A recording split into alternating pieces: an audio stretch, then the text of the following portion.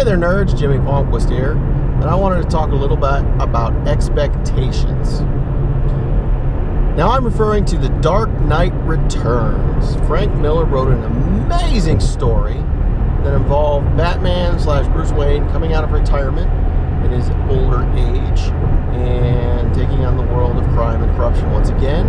And he had a new Robin by the name of Carrie Kelly. Fantastic story. Amazing story. I did not read it when it originally came out because in the mid-'80s I was a 9 or 10, maybe even 8 when that came out. But I'd been told over and over and over again as a comic book fan, you have to read this, you have to read this. So, I read it. Amazing. It exceeded my expectations, even though everybody around me said, it's amazing, you'll love it. On the exact flip side, a book by Alan Moore was written called Watchmen. Again, I was too young to read it when it originally came out. Everybody told me, it's amazing, you gotta read it. So I read it. It did not stand the test of time. Wasn't a big fan. It was alright. I can see how it was groundbreaking when it came out, but by the time I read it, I wasn't a big fan. I actually enjoyed the movie more. But so when Dark Knight Returns 2 came out, a lot of expectation. Man, the original was phenomenal. Frank Miller's coming back. He's writing it again. Back on Batman. Can't wait. It was awful. Just awful. And if I remember correctly, in true Frank Miller current situation, or even at the time, he just wasn't, if I remember correctly, I know things have changed, but it was supposed to be like a 6-part series. Super excited. Came out, it only ended up being a 3-part series, and there were a lot of delays getting the art, getting the writing, getting the books out, and essentially, in my mind, what I thought happened is just DC was having a nightmare at a time dealing with the artist, Frank Miller. So, when DC announced that we were going to have Dark Knight Returns 3, The Master Race, I was honestly excited when they first announced it because they announced it would be Scott Snyder teaming with Frank Miller. A huge Scott Snyder fan. I think he's done amazing work. I don't think his current run with Bloom is great. I just don't understand that character. But I love what he's done with Batman. Well, that quickly disappeared, and then we had Brian Azzarello. And I'm not saying Brian Azzarello is bad. I'm just saying I really was looking forward to Scott Snyder. All right. So now we have Brian Azzarello, Frank Miller working on Dark Knight Returns 3. Okay, looking forward to it. Let's see what happens. Then some of the first artwork came out. Oh, Lord, it was so bad. In my opinion, it was bad. Did not like it. I'm shocked this was some of the early press work because we've seen other artwork come now, including in the comic book pages. It's good. It's fine. No problem. But that first artwork, awful. Just awful. So, finally, sat down, read the first 2 issues of The Dark Knight Returns 3, Master Race. I want to say it's not that bad, but it's actually better than not that bad. I went in with 0 expectations, given the Dark Knight Strikes Back, the second one, and I'm impressed so far. I like the story. I like where we're going.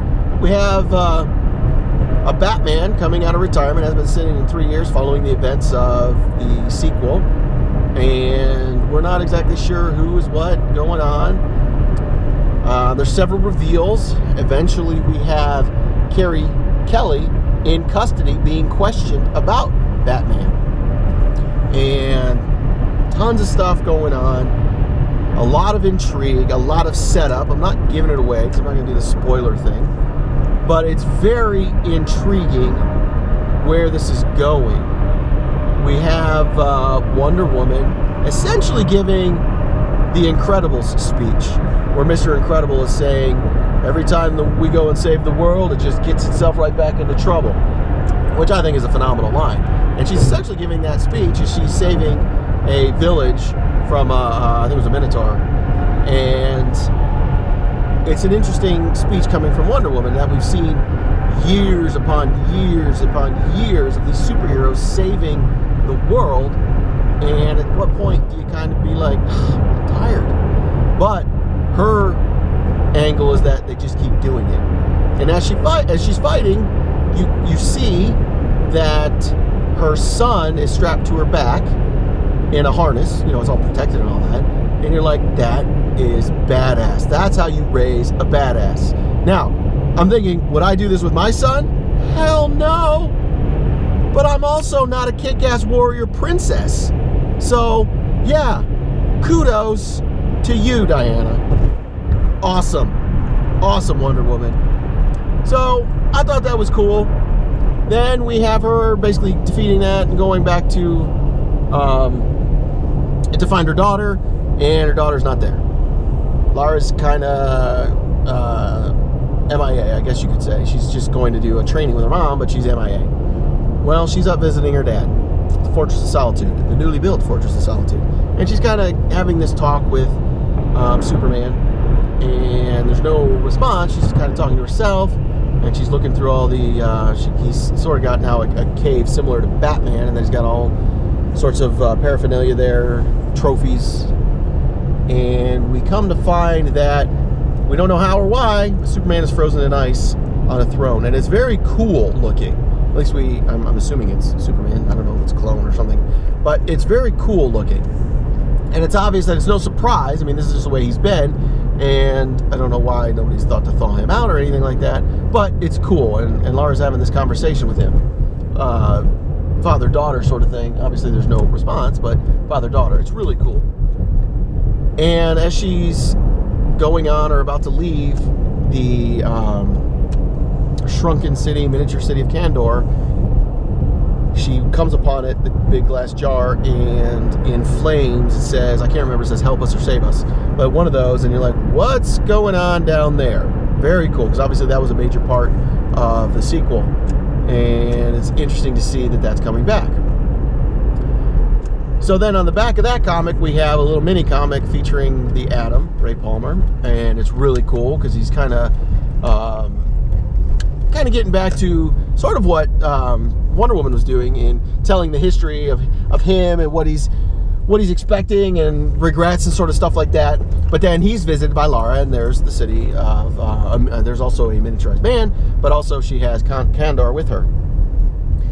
And that leads us into the second one, where Ray is trying to find out a way, because he's failed at this in the past with Superman. Now he's on his own, trying to figure out a way to enlarge the citizenry of Kandor so that they can get back to normal. And we have more realization of what's going on with Carrie Kelly and Batman is presumed dead, and a lot of intrigue. And I've got to say, I'm really impressed so far, and I did not expect anything from this comic book. I thought it was going to be awful. Kudos to Brian Azzarello. I really think Frank Miller is out in left field still. There's been more comments about what's going on with this specific series.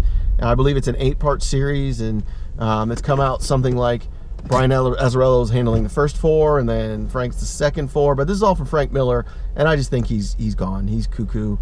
Who knows what he's doing. So kudos in my mind to Brian Azzarello for harnessing all this stuff, bring it together, and make it an interesting read. I highly recommend you check it out. I'm not going to rate it yet because I don't know where it's going from here, but I think it's definitely worth a pickup and a read, especially since DC's been lacking in those of late. So check it out and let me know what you guys think in the comments below.